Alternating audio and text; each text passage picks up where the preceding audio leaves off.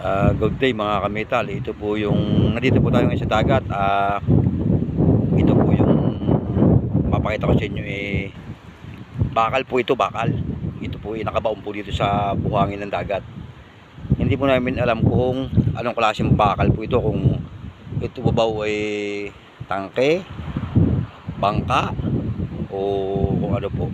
Napakalalim po ng baon nito. Wala pong marami po nagtangkang bunutin dito pero wala pong nagtagumpay. Ayan po.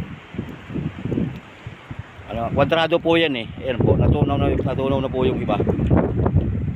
Kwadrado po yan. Hindi namin alam kung anong panahon pa daw po ito ng Kastila eh.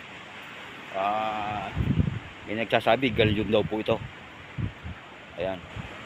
Kwadrado po yan, kwadrado. Ayan. Sure ko lang po.